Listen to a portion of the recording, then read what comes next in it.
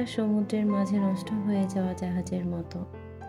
হয়তো পানির স্রোতে কিনারায় চলে আসবে, নয়তো সমুদ্রের গভীরে ডুবে যাবে। হ্যাঁ, এটাই বাস্তব। আসসালামু আলাইকুম। মেঘলাস ওয়ার্ল্ডে সবাইকে স্বাগতম করছি। আমি মেঘ, ঢাকা থেকে বলছি। কাছে এবং দূরে, দেশ এবং দেশের বাইরে, যে যেখান থেকে আমার ভিডিওটি দেখছেন, আশা করছি সবাই আল্লাহর রহমতে ভালো আছেন। আমরাও আলহামদুলিল্লাহ খুব ভালো আছি।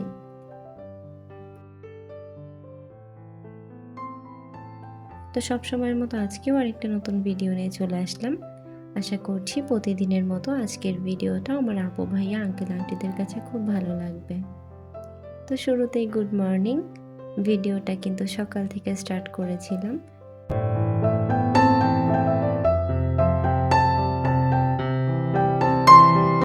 তো ঘুম থেকে উঠে কিন্তু বিছানাটাকে আগে ঠিক করে নিয়েছিলাম। কাঁথাটা যে দেখলেন বিছানায়, অনেকে বলতে পারে যে এই গরমের মধ্যে কাঁথা কে গায়ে দেয়। তো সিয়া আর আমার এমন একটা অভ্যাস, আমাদের গায়ের উপরে কাঁথা না দিলে আমাদের ঘুম আসে না। তবে গরমও লাগে, সেটা ঠিক, গরম কিন্তু লাগে। বাট ওই যে অভ্যাসটা, যে গায়ের উপরে কাঁথা না দিলে ঘুমাতে পারি না। মিনিমাম পাটুকু ঢাকা থাকতে হবে, পা ঢাকা না থাকলে ঘুম আসে না আমাদের। তো আমার মতো এই অভ্যাসটা পেয়েছে। তো এই কারণে কিন্তু আমাদের মামের 12 মাস কাঁথা লাগে। তো যাই হোক, কথা বলতে বলতে কিন্তু আবারও সে পূর্ণ কথাটি বলে নিচ্ছি। অনেকে হয়তো ভিডিও দেখেন, লাইক করতে ভুলে যান। তো যারা ভিডিওটা দেখতে দেখতে এই পর্যন্ত চলে এসেছেন, এখনো পর্যন্ত একটা লাইক করতে ভুলে গিয়েছেন, তারা প্লিজ একটা লাইক করে আমার ভিডিওটা কন্টিনিউ করুন। আর যারা অলরেডি কাজটি করে ফেলেছেন তাদেরকে অসংখ্য ধন্যবাদ। আর যারা আজকে প্রথম আমার চ্যানেলটি ভিজিট করছেন, আমার ভিডিও বা কথা কাজে কোনো অংশে যদি আপনার কাছে ভালো লেগে যায়, আপনি চাইলে আমার চ্যানেলটাকে সাবস্ক্রাইব করে নিতে পারেন। আর পাশে থাকা বেল আইকনটা প্রেস করে দিতে পারেন। এতে করে আমি যখনই ভিডিও ছাড়বো আপনার কাছে নোটিফিকেশন পৌঁছে যাবে।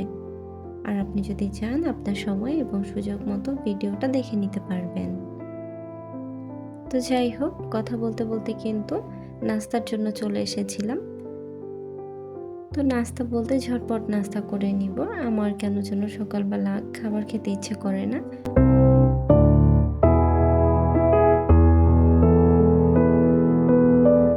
তো হুট করে বাবু বলছিল যে আমাকে একটু ডিম টোস্ট করে দাও। তো আবার ডিম টোস্ট খেতে খুব পছন্দ করে, তো একদম সিম্পলভাবে যে করি সেটাই করে দেই।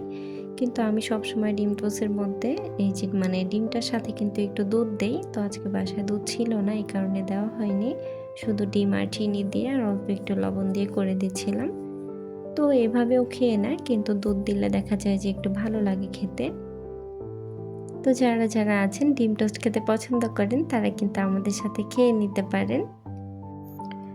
তো গত যে ভিডিওটা দিয়েছিলাম, সেই ভিডিওটা তো আমার অনেক আপু ভাই আঙ্কেল আন্টিরা দেখেছেন। সবাই কিন্তু ওর জন্য দোয়া করেছেন যেন আল্লাহ ওকে খুব তাড়াতাড়ি সুস্থ করে দেয়। তো আপনাদের সবার জন্য অনেক অনেক ভালোবাসা রইল। আপনারাও সবসময় ভালো থাকবেন, সুস্থ থাকবেন। তো যেটা বলার, ওকে কিন্তু হসপিটাল থেকে ছেড়ে দিয়েছে, ওকে গতকাল ছেড়েছে। তো আমাদের এখানকার হসপিটালের যত বিল ছিল সব কিছু পে করা হয়ে গেছে।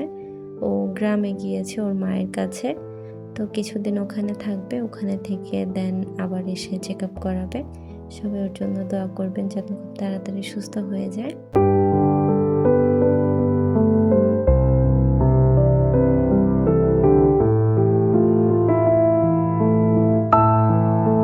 সারাদিন তো ভিডিও করতে ভালোই লাগে। ভিডিও শেষে যখন এডিটিং করতে বসি তখনও কিন্তু ভালো লাগে। আমার এডিট করতে খুবই ভালো লাগে, কিন্তু ভয়েস দেওয়ার যে ব্যাপারটা, এটা কিন্তু খুবই বিরক্তিকর একটা বিষয়। এই ভয়েস দিতে গেলে কি বলবো না বলবো সেটাই খুঁজে পাই না। তো ভয়েস দিতে গেলে দেখা যায় যে অনেক বেশি প্রবলেম হয়। দিনের বেলা দিতে গেলে অনেক শব্দ থাকে, বাইরের নয়েজ থাকে। আর রাতের বেলা দিতে হলে আমার বাসার ফ্যান অফ করে দিতে হয়, নয়তো ফ্যানেরও অনেক বেশি শব্দ থাকে। তো এই ক্ষেত্রে কিন্তু ভয়েস দেওয়াটা অনেক বেশি টাফ হয়ে যায়। আর এদিকে কুকুরের কথা কী বা বলবো, এরা তো মনে হয় রাত হলে তাদের পার্টি শুরু হয়ে যায়। তারা পার্টি করে আমার বাসার সামনে, আর তার উপরে আমার বাসা হচ্ছে নিচতলাতে। অনেক বেশি নয়েজ আসে, সবাই এগুলো ইগনোর করে একটু আমার কথাগুলো শুনবেন, তাহলে কিন্তু কথা ক্লিয়ার শোনা যাবে। আর যদি আপনাদের কান থাকে কুকুরের ডাকে, তাইলে তো আমার আর কিছু করার নাই। তো যাই হোক, ওইদিকে কিন্তু আমার ডিম টোস্ট করা হয়ে গিয়েছে। তারপর মা মেয়ে টিভি দেখতে দেখতে খেয়ে নিয়েছিলাম। আর টিভি দেখতে দেখতেই কিন্তু আদা রসুনগুলোও ছিলে নিয়েছিলাম। আর একটা কথা, আমি যখন আদা রসুন ছিলে বা পেঁয়াজ ছিলি না কেন, ছেলার যে কাজগুলো থাকে সেগুলো কিন্তু সে আমার পাশে বসে বসে করে দেয়। ও বলে যে আমি তোমাকে করে দিচ্ছি। তো আজকেও কিন্তু যখন আদা রসুন ছিলছিলাম, সে কিন্তু আমার পাশে বসে বসে ছিলে দিচ্ছিল।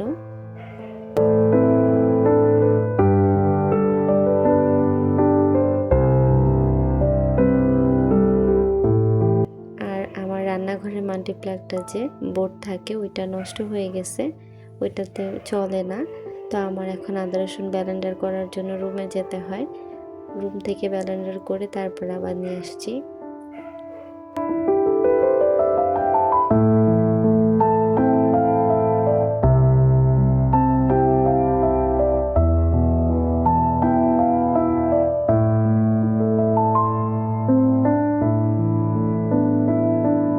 কিন্তু আমি আদা রসুনগুলো ফ্রিজে গুছায় রেখে আবার রান্না করে নিচ্ছিলাম।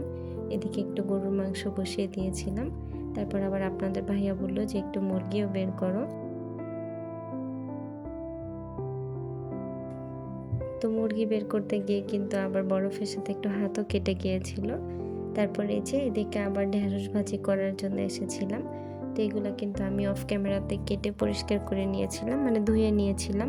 ঢেঁড়স তো কাটার আগে ধুতে হয়, এটা তো সবাই জানেন। তো তারপর কিন্তু আমি ধুয়ে কাটছিলাম।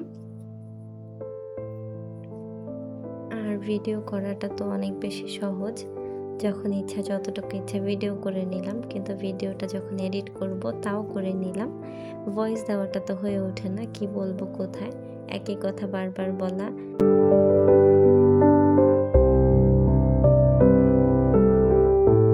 প্রত্যেকটা আপুর ভিডিওতে তাদের কথাগুলো থাকে যে কিভাবে আয় করা যাবে, কিভাবে টাকা জমানো যাবে, ওইটা নিয়ে। আমি তো ওইরকম কোনো ভিডিও করি না, টাকা পয়সা বাজার সদাই এইসব নিয়ে তো কোনো ভিডিও করি না আমি। এই জন্য আমার কথাও খুবই কম থাকে। তো যাই হোক, এদিকে কিন্তু আমি কথা বলতে বলতে ঢেঁড়সগুলো সব কেটে আবার ভাজিও করে নিয়েছিলাম ম্যাজিকের মতো।